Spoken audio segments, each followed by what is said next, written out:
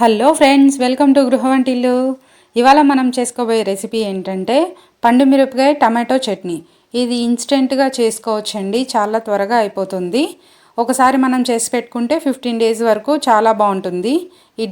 ఇడ్లీలోకైనా దోశలోకైనా వేడి వేడి అన్నంలో నెయ్యి వేసుకొని తిన్నా చాలా బాగుంటుంది, టేస్టీగా ఉంటుందండి. ఈ పండుమిరపకాయల పచ్చడి మనకి ఎప్పుడూ నిల్వ ఉంటుంది కదండి ఇంట్లో. దాన్ని అప్పటికప్పుడు మనం టమాటోతో వేసుకొని చేసే మెథడ్ని నేను మీకు చూపిస్తున్నాను.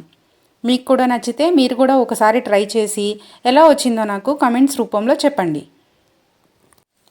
దీనికి ముందుగా స్టవ్ ఆన్ చేసుకొని ఒక 2 స్పూన్లు ఆయిల్ వేసుకుందాం. తర్వాత సన్నగా తరిగి పెట్టుకున్న టమాటాలు వేసుకుందాం. ఈ టమాటాలు నాటి టమాటాలు అయితే బాగుంటుందండి, ఫారం అయితే అంతగా బాగోదు. బాగా పండినవి తీసుకోవాలి. ఇవి బాగా నూనెలో వేగే వరకు ఒక 10 నిమిషాల పాటు వేయించుకుందాం నూనెలో. చూడండి, ఇవి నూనెలో మగ్గినాయి కదా, ఇంకొక 10 నిమిషాలు పడుతుందండి. ఆయిల్ సపరేట్ అయ్యే వరకు ఈ టమాటాలని ఆ నూనెలో మగ్గబెట్టుకోవాలండి.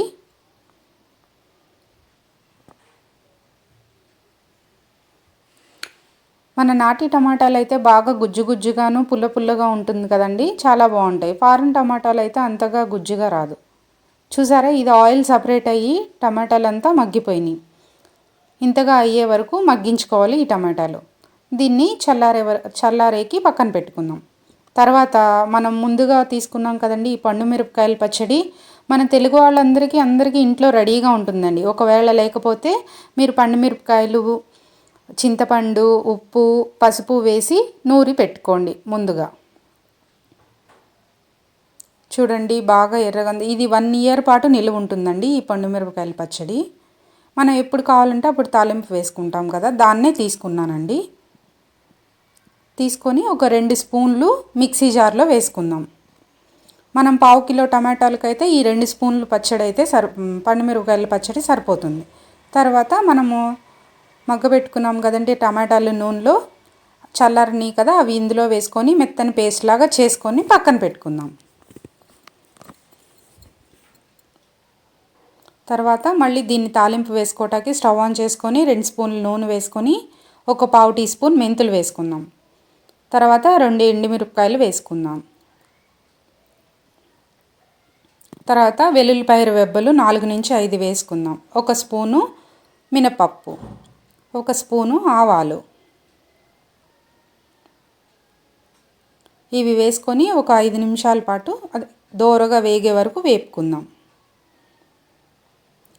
ఈ పచ్చడి తాలింపుకి ఎప్పుడైనా సరే మనము గ్రౌండ్నట్ ఆయిల్ యూస్ చేసుకుంటే మంచి వాసన వస్తుందండి పచ్చడి, సన్ఫ్లవర్ ఆయిల్ కన్నా కూడా.